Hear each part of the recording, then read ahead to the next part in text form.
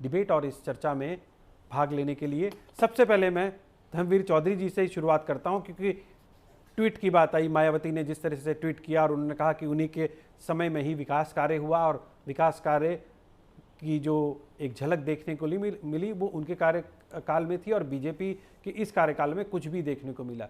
मेरा सवाल ट्विटर से भी जुड़ा है कि आपको मायावती जो ये हमले कर रही हैं ट्विटर के जरिए, ये फ्रंट पे आके यानी कि ज़मीन पे उतार आकर आप लोग हमले क्यों नहीं कर रहे हैं, जनता के बीच में क्यों नहीं जा रहे हैं और उपचुनाव से दूरी की क्या वजह है?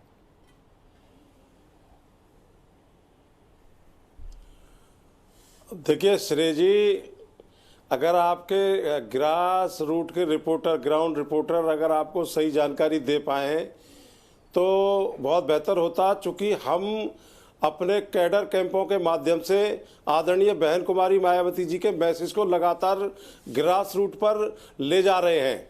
जो हमारे कोऑर्डिनेटर्स हैं, जिला अध्यक्ष हैं, विधानसभा के अध्यक्ष हैं और जो जिम्मेदार लोग पदाधिकारी हैं, वो लगातार बहन जी के मैसेज को छोटी छोटी नुक्कड़ मीटिंगों के माध्यम से हम लगातार इस प्रयास को कर रहे हैं कि ये बहन जी का मैसेज वहाँ जाए।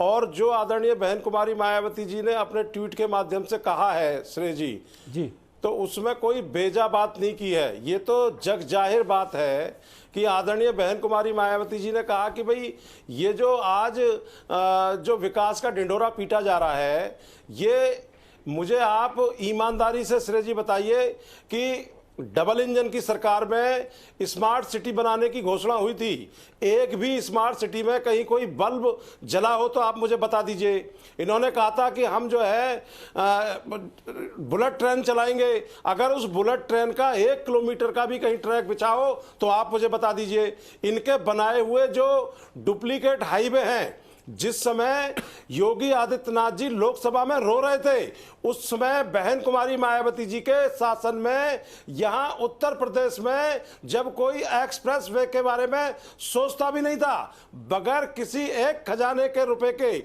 आदरणीय बहन कुमारी मायावती जी ने नोएडा से आगरा तक का एक्सप्रेस वे बनवाया।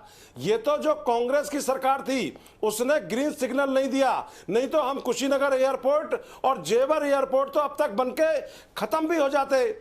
श्रेय जी, 23 नए जिले, 23 नए विकास भवन, 6 मंडल, 5,549 हाई स्कूल, 200 से ज्यादा इंटर कॉलेज, 200 से ज्यादा हाई स्कूल, ये आदरणीय बहन कुमारी मायावती जी के शासन में हुआ।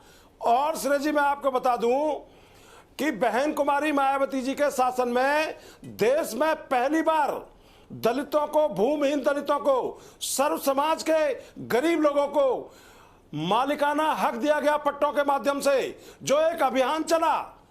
और इतना ही नहीं श्रेय जी, आदरणीय बहन कुमारी मायावती जी ने अपने ट्वीट में लिखा है कि हमने ये ढिंडोरा पीटते हैं मनुवादी लोग, बीजेपी के लोग, कि हम शौचालय बना रहे हैं। इनका विकास का एजेंडा शौचालय से ही शुरू होता है और शौचालय पे जाके खत्म हो जाता है, जिसमें पानी की व्यवस्था भी नहीं है। चलिए धर्मवीर जी, आपने बताया कि बहुत काम हुआ है, बिल्कुल सही बात है, बहुत सारे काम हुए, आपने काम गिनाए, मैं उन सब कामों को मानता हूँ।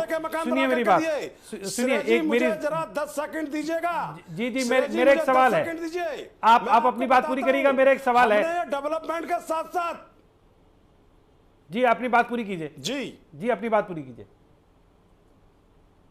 हमने 2 कमरे बनवाए, लेकिन हमने जो जिले बनवाए उसमें जेलें भी बनवाई।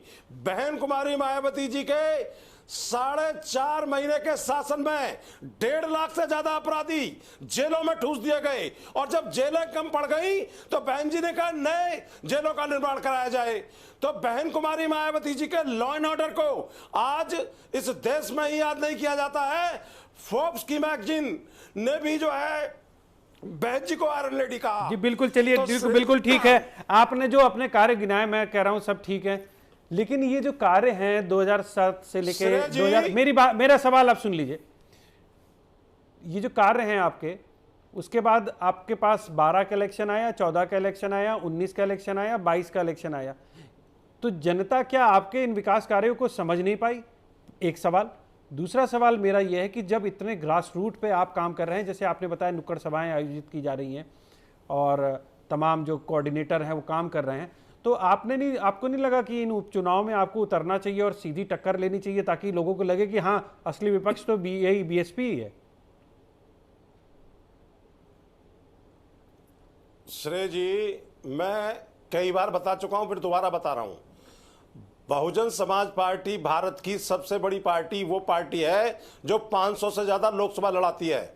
ना बीजेपी लड़ाती, ना कांग्रेस लड़ाती, ना कोई अन्य दल लड़ाता। ये समाजवादी पार्टी, क्षेत्रीय पार्टी की तो बात छोड़ दीजिए। और बहुजन समाज पार्टी लगातार अपने जनाधार को मजबूत करने के लिए हमने अभी सदस्यता अभियान चलाया।